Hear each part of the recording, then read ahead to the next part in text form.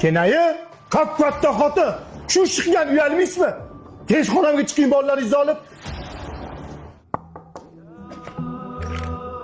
Mumkinmi? Kerak. Ana shu bolangizni olib kiringchi. Uchta o'g'lingizni oldingizga olib, o'g'irlik qilgan uyalmaysizmi? Men o'g'irlik qilmayapman. O'g'irlik qilmayotgan bo'lsangiz, kechasi 3da sexda nima qilyapsiz? Yolg'iz ayolman. Xudo xohlasa shu 3ta farzandimni halol mehnat bilan katta qilaman. Buyog'iga maktab yaqin.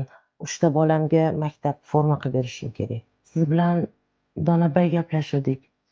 Lekin kuni bo'yi topotgan pulim yetmayapti. Yarim kechasi shiddaligimni ham sababi shu. Lekin men o'g'ri emasman. Men bor uzr. Sizdan meni noto'g'ri tushunmang.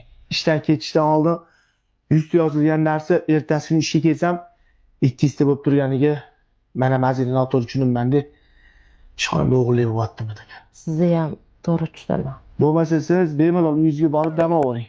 Katta o'g'lingizni 2 og'iz gapim bor. Ketingizdan chiqarib yuboraman. Yo'q ukam. Kela qol. Ukam. Birpas oldin oilaga baqirib o'rganimcha, men bor uzr. Meni ham to'g'ri-chi. Aytgancha. Mana pulni ol, kamko'stlikka ishlatarsan. Onanglarni borda qadriga yet.